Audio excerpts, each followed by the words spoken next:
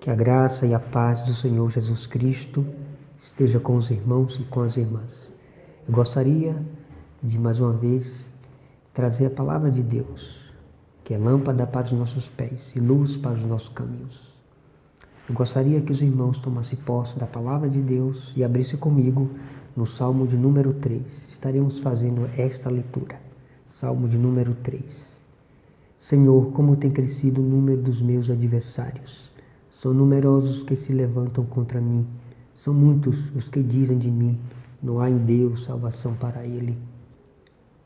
Porém tu, Senhor, és o meu escudo, és a minha glória e o que exaltas a minha cabeça. Com a minha voz clamo ao Senhor, e ele do seu santo monte me responde. Deito-me e pego no sono, acordo porque o Senhor me sustenta. Não tenho medo de milhares do povo que tomam posição contra mim de todos os lados.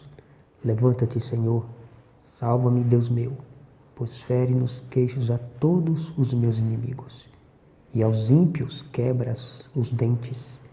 Do Senhor é a salvação, e sobre o teu povo a tua bênção. Amém. Até aqui. Ainda oremos ao Senhor. Senhor Deus Todo-Poderoso, Criador dos céus e da terra, do mar, de tudo que neles há. Deus de Abraão, Deus de Isaac, Deus de Jacó, Deus de Israel, Deus, Pai de nosso Senhor e Salvador Jesus Cristo, nesta hora abençoa-nos na meditação da sua palavra. Perdoa, Senhor, os nossos pecados, tenha misericórdia de nós, tua igreja. Oramos assim em nome de Jesus. Amém. Meus irmãos, minhas irmãs queridas, queria meditar com os irmãos acerca do tema, a conduta dos que confiam em Deus.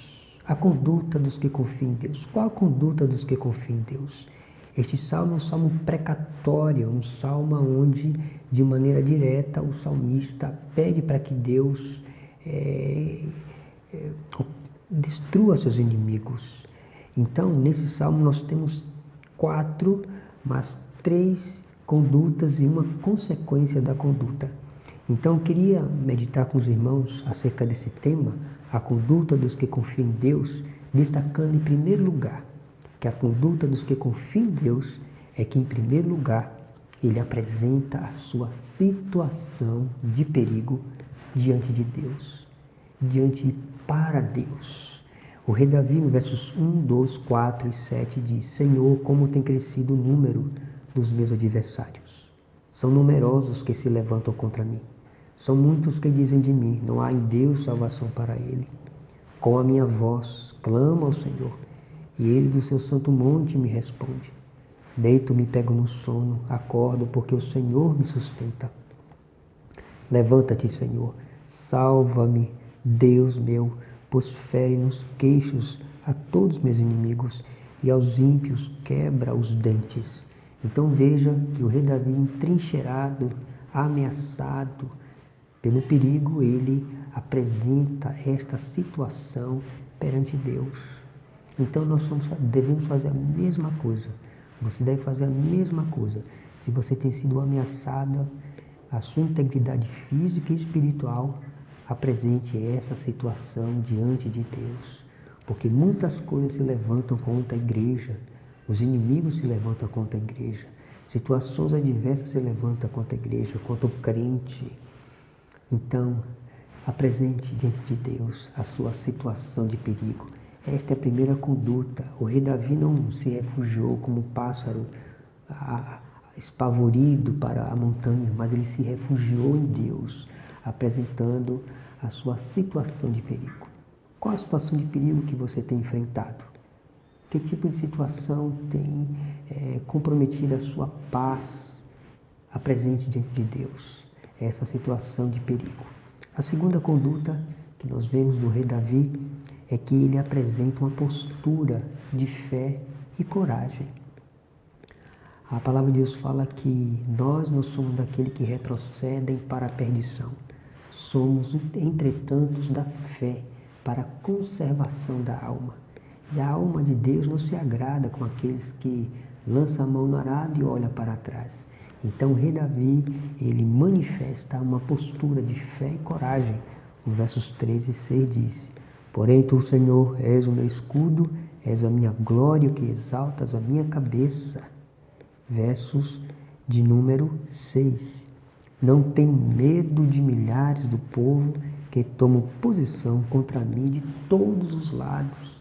Então, o crente é assim, o crente é ameaçado de todos os lados, mas ainda assim o rei Davi não teme, porque o rei Davi tinha Deus como seu escudo, como a sua proteção. Ele diz, com a minha voz clamo, ou melhor, porém tu, Senhor, és o meu escudo, és a minha glória que exaltas a minha cabeça. O rei Davi estava convicto que no meio daquela batalha, naquela ameaça de inimigo, a sua cabeça seria exaltada pelo Todo-Poderoso. Então, você não tema, não há questão de você temer a situação de perigo. Manifeste fé em Deus. E Deus é o teu escudo. E Davi chega a dizer no verso 6, não tenho medo de milhares dos povos que tomam posição contra mim. Milhares de povos estavam contra Davi. Mas Davi diz, não tenho medo porque eu tenho Deus como meu escudo. Então essa é a primeira conduta, meus irmãos, minhas irmãs, daqueles que confiam em Deus. É que ele apresenta uma postura de fé e coragem. A palavra de Deus diz a Josué lá, capítulo 1, diz, ser forte e corajoso. Não te mandei eu ser forte e corajoso? Você fará herdar este povo, a terra que eu prometi a dar a Abraão e a sua descendência. Então, não tenha medo, confie no Senhor, creia, Ele é teu escudo e teu amparo. Ah, coragem, disse Jesus ao apóstolo Paulo quando foi indo lá para Roma. As pessoas dizendo que pegou o cinto dele, amarrou nas mãos, significando que ele seria preso. E Paulo disse, não. Coragem, Paulo. Jesus disse, coragem, Paulo, do modo que você falou em Jerusalém, importa que você fale em Roma. Então, o Senhor Jesus se colocou ao lado do apóstolo Paulo. E assim é com todo crente, foi com o rei Davi, é conosco, a sua igreja. O Senhor Jesus está conosco. Eis-me convosco todos os dias, até a consumação do século. Então, essa é a nossa segunda postura daqueles que confiam em Deus. Ele manifesta uma postura de fé e de coragem. A terceira conduta é que ele apresenta descanso em seu Deus, no meio da tormenta, no meio do perigo, porque ele confia no Senhor, porque o Senhor é seu amparo. O verso 5 diz, deito-me e pego no sono, acordo porque o Senhor me sustenta. Que bênção é deitar e poder acordar. Isso é poder de Deus, não fizemos nada para acordar no dia de hoje. Estamos aqui, diante da palavra de Deus, ouvindo o Evangelho de Cristo. Deus nos sustenta. Então, a terceira conduta daqueles que confiam em Deus é que ele descansa em Deus. Descansa em Deus. O Senhor Jesus em Mateus diz, vinde a mim, todos que estáis cansados e sobrecarregados, e eu vos aliviarei. Tomai sobre vós o meu jugo e aprendei de mim, porque eu sou manso e humilde de coração. E achareis descanso para a vossa alma, porque meu jugo é suave, meu fardo é leve. Ora, enquanto os homens não deixarem seus pecados, suas preocupações, sempre estarão pesarosos. Jesus diz, troque os seus fardos pelos fardos dele. O fardo do Senhor e o jugo do Senhor é suave, é leve. Tome esse fardo de Jesus. Tomar esse fardo é você confiar, é você descansar no Senhor. Descanse no Senhor, em nome de Jesus. E uma quarta questão aqui é a consequência daqueles que confiam em Deus. A consequência, um resultado daqueles que confiam em Deus, em quarto lugar, é que ele será coroado com a salvação e com a bênção de Deus. O versos 8 diz, do Senhor é a salvação, e sobre o teu povo a tua bênção. Que maravilha, o rei Davi estava entrincheirado, como eu falei, com seus inimigos, mas Deus deu salvação a Davi, porque Davi confiou no Senhor, porque Davi clamou ao Senhor, porque Davi apresentou a sua situação de perigo ao Senhor, e Deus, por sua misericórdia e por ser ele um homem segundo o coração de Deus, Deus o salvou e derramou bênção sobre a sua vida, derramou bênção sobre o seu reinado. Deus é assim, quando a igreja está passando algum aperto, Ele, por graça e misericórdia, Ele livra, Ele salva daquela situação de perigo e abençoa o seu povo com a paz. Ora, que maravilha sabermos que nós temos um Deus misericordioso e que vive sempre a interceder por nós. Ora, não desanime, seja forte e corajoso. Está enfrentando tormenta, está enfrentando problema, tempestade, saiba, Deus é o teu escudo, né? Deus é o teu amparo e Ele vai derramar salvação no sentido de livrá-lo para a glória dele, se assim aprouver.